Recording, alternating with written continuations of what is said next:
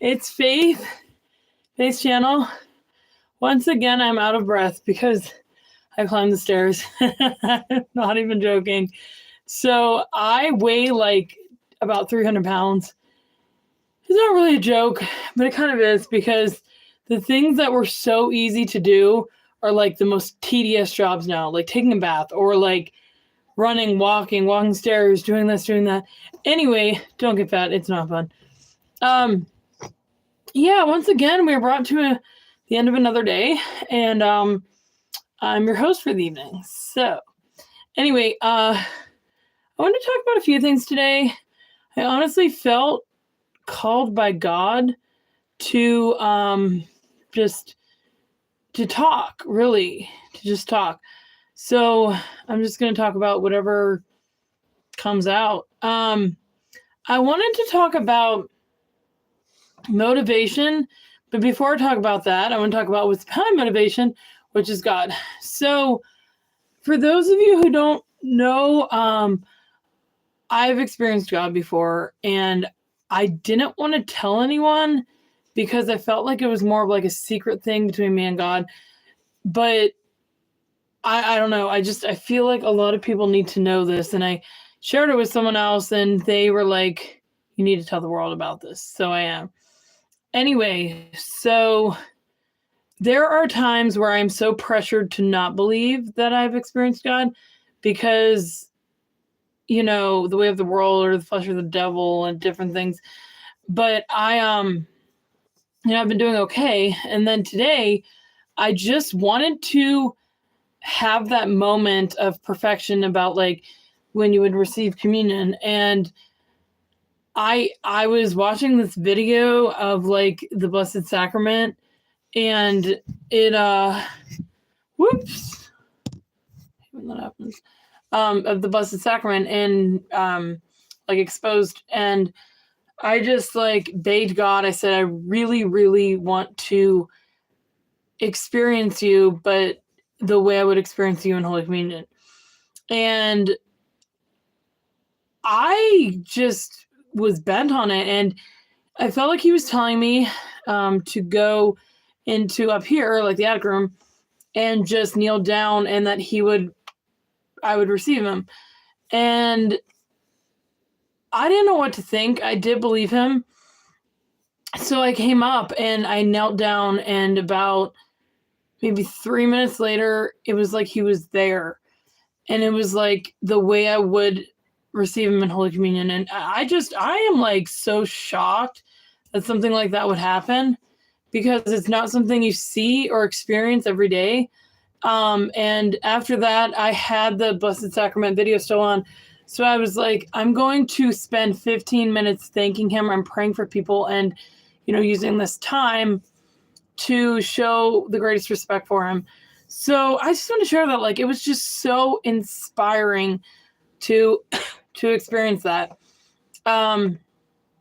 It was just truly a miracle. And I believe that with all my heart, I believe that God loves me. And so going back to the motivation, we have talked about this before millions of times, it seems. Like, what keeps you motivated? What makes you do stuff? One thing I've come up with recently, though, is the fact that you cannot do anything without God. You can't lift a finger. You can't say Jesus. You can't. And that's just it. Sometimes God lets us get so low in life that we're like, I need you, Abba Father. Like, and recently I just was like talking to God, and I really, really found myself saying, I need you. And when we say that, when we express our wants, needs, and desires to the one that knows us. So like when I said, I need you, I felt this peace, and you feel like the person that created you is taking over. And it's a really good feeling. It really was. And I feel like God recently was telling me like that like somewhat like I would get so low that I would need him. And I always felt like I got that low, but like not all the way low to where like I was just like, I need you. So I would encourage you today to just be one with God. The thing I've been doing recently, and I haven't been on here in a while, I have been talking to God one-on-one for about an hour every day. And let me tell you, it has changed my life in so many ways. First of all, it's a meditation to do that. So you gain like a ton of good vibes. It gets you closer to God, and it just makes you map out your life and realize where you are, where you're headed. So I usually begin every conversation with like, look, I want to talk to you for this hour. Give me the grace to talk to you for this hour. And then I'll like go on, and I'll talk about like my past life and where I want to go in the future, and things that are bothering me, and just kind of spill it all out. And it is just so great. Like God, I just can see him at work as I'm talking to him and different things. And the thing that was interesting today is I was in this room and I was on my phone a lot, and I try not to get on my phone a lot when it's like a time I could be experiencing with God instead of being on my phone. So I'm like on my phone, I put it down for a second, and when I picked it up, I really believe this was a miracle. It was this website on my phone. This wasn't the computer or anything. It was this website of this bridal, what is it called? Fantasy bridal that I was looking up at. And it like came up, and I was like, okay, did I click the history? And I looked under, and it wasn't there. I just feel like things like that just don't happen. Like, it was definitely a miracle, especially since I didn't push anything. But I felt like it was God saying like, hey, maybe you should get married. And I literally feel sometimes like I want to get married and I want to make a family and just do different things. But like sometimes I just feel like I'm not cut out for it.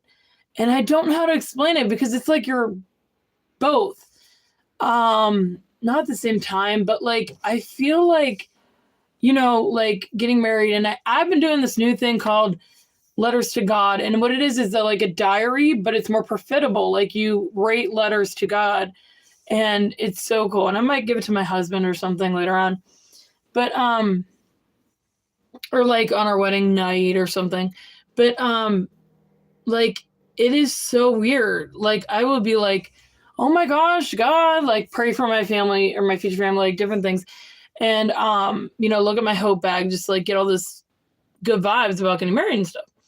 And then I'm like, wait, but Jesus is my one love. And wait, I don't know if I can deal with a family. And wait, I'm by myself. Wait, I don't need a guy. You know what I mean?